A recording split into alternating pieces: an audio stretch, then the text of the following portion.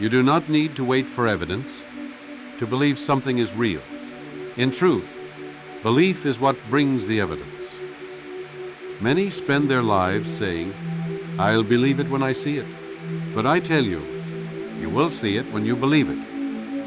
The subconscious does not follow your eyes. It follows your conviction. And when your belief becomes stable, life begins to mold itself around it. Faith is not passive. It is not wishful. Faith is a force, a power, a seed that commands form to appear. When you say, "I know it is done," even when nothing appears different, you are sending a clear order to the creative engine within you. And that engine never fails to respond. So train yourself not to wait for confirmation. Train yourself to become the confirmation. Your belief does not follow reality. Your reality follows your belief. Everything visible in your life right now is a reflection of yesterday's belief. What you see is already old. It is finished material. The real work happens in the unseen, in the invisible field of belief that you carry inside of you. If you look at what is and allow that to determine what will be, you are locked in repetition. You are manifesting the past again and again. But if you discipline your mind to believe something higher, even when nothing around you supports it, then you begin to write a new future. Do not let the visible world be your compass. It is a delayed mirror. It only reflects what your inner state has already declared. So speak what is coming, not what is passing. Feel what is possible, not just what is present. Because the moment your belief changes, your future begins to rearrange. It is easy to believe when everything is going well, but that is not the test. That is not where faith is formed. Faith is born when nothing seems to support it, when the outer world is silent and only doubt speaks.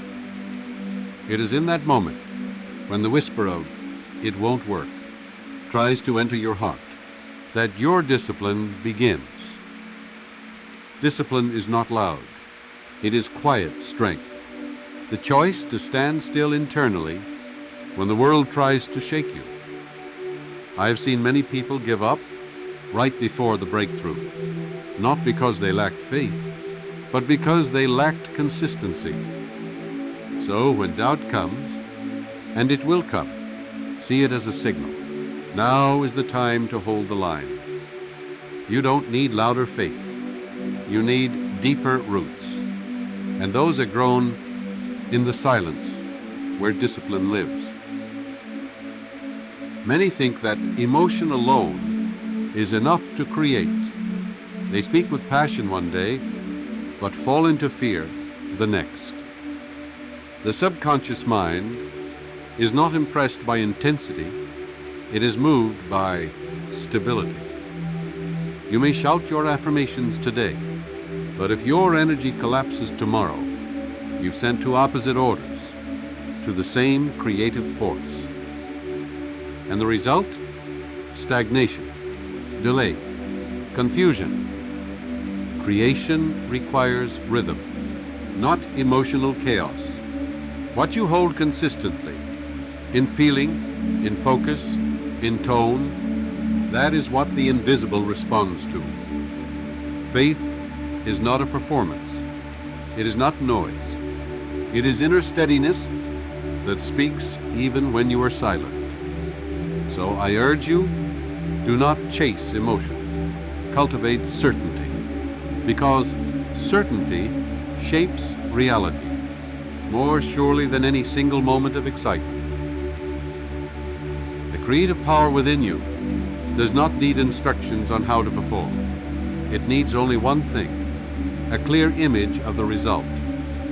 The moment you begin to wonder, "But how will this happen?"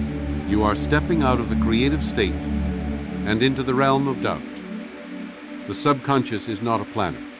It is a follower of your conviction.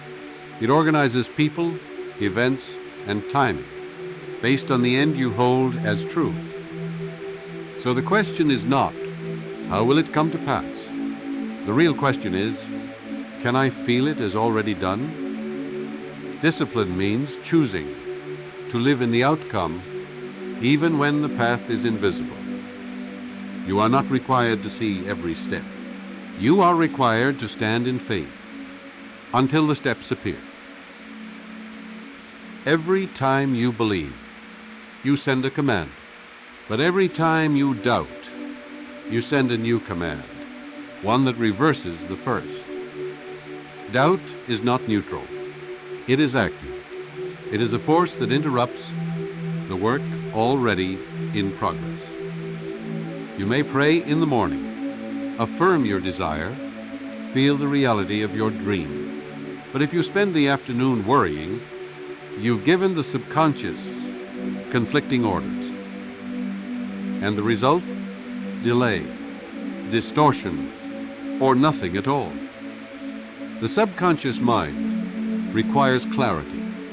It cannot obey two masters. It must follow the dominant signal.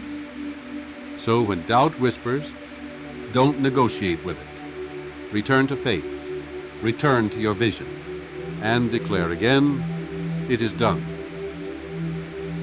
You would never dig up a seed the day after planting it just to see if it's growing. And yet, that's what many do with their desires. They speak at once, then stare at the ground, asking, where is it? Why hasn't it shown up yet? But the subconscious mind works like the soil. It responds best when you plant and let go. Constantly checking, constantly doubting is like disturbing the roots before they've had a chance to take hold. Faith is not restless.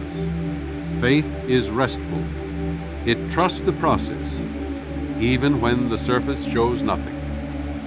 So declare your truth, release it with peace, and walk as if the answer is already growing underground.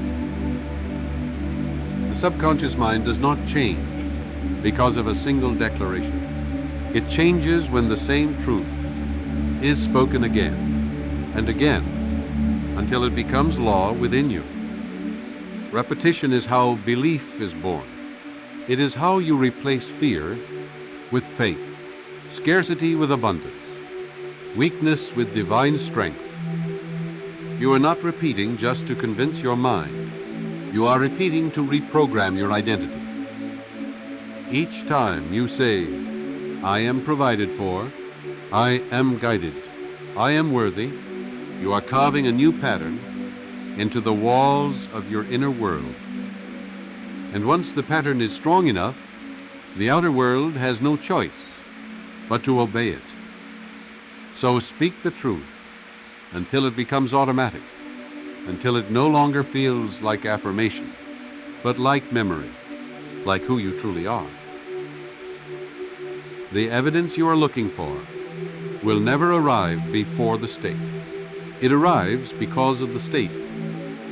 You are not waiting on life to give you a sign. Life is waiting on you to generate the signal. The outer world is not the cause. It is the echo.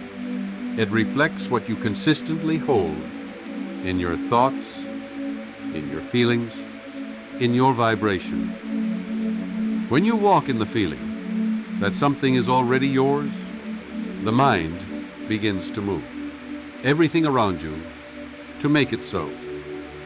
But if you wait for evidence first, you postpone the very thing you desire, because your state remains unshifted. So ask yourself, not when will it happen, but can I become the version of me who already has it? To believe when you see requires no strength. It is simply observation. It does not move the world. It reacts to it. But to believe when nothing is visible, when no signs support you, when everything around you says, not yet, and still you stand in already. That is power. Because that belief is not coming from the senses. It is coming from the source, from the place within you that is already one with the answer. Every great transformation begins there, not in the world, but in the quiet faith of one mind that refused to back down. You are not foolish for believing early. You are powerful, because when you believe without seeing, you give the invisible permission to become visible. That is the secret. That is the mastery. And that is the kind of faith that rewrites destiny. There is a power within you, greater than anything you will ever see around you. But that power does not activate with doubt. It responds to conviction. It moves when you move, in faith. You were not born to wait and hope. You were born to create and command. And every time you believe, without seeing, you reclaim that power. So I say to you now, stop chasing signs. Start creating them. Stop watching for proof. Start becoming the proof. Discipline your mind to stay in the end result. Walk as one who knows, not hopes. Speak as one who has not one who begs. Because faith, real faith, is not loud. It is still. It is certain. And it always makes room for the miracle to arrive.